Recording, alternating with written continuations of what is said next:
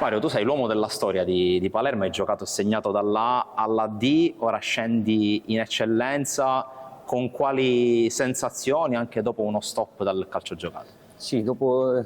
essermi seduto diciamo, per quasi 2 anni è stato difficile perché comunque ritornare a fare gli allenamenti dopo così tanto tempo fermo non è semplice, però la voglia c'è, quindi questo corsino mi ha fatto fare anche questo, quindi vediamo, dai, a me ho tanta voglia, sto bene, quindi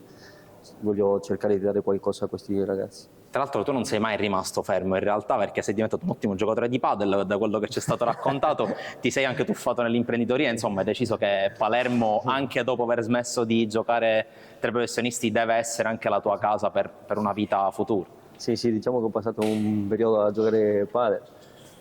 adesso purtroppo mi sono fermato perché giocando non lo posso fare più. Sì, poi il ristorante, diciamo che Palermo ormai è casa, quindi non sto mai fermo, anche perché qua mi danno tanto affetto, quindi mi trovo bene e spero di rimanerci a lungo qui. Ecco, il Palermo, ancora ci sono alcuni giocatori che sono rimasti da quella, intanto dalla cavalcata alla D alla C e poi dalla cavalcata che tu hai vissuto dalle retrovie dalla C alla B. Hai sentito qualcuno dei tuoi ex compagni dopo la firma con l'Athletic Club Palermo e soprattutto cosa ti hanno detto?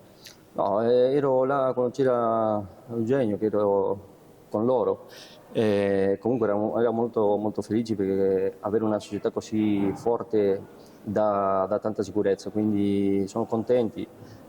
Ovviamente si alzano un po' tutte le asticelle e bisogna dare sempre qualcosa in più, però erano tranquilli e felici di questa situazione. Ecco, tu adesso che li vedi dall'esterno, tante novità, società nuova, nuovi giocatori, anche alcuni che arrivano dalla Serie A, come Di Francesco che ha giocato fino all'altro ieri in Serie A, come vedi questo Palermo e dove pensi, se pensi che possa essere finalmente arrivato il momento del ritorno in Serie A? Beh, già che portano questi tipi di giocatori vuol dire che stanno dando importanza a questa città, quindi ben vengano e speriamo che prima possibile siano già in Serie A, che questa tifoseria se la merita.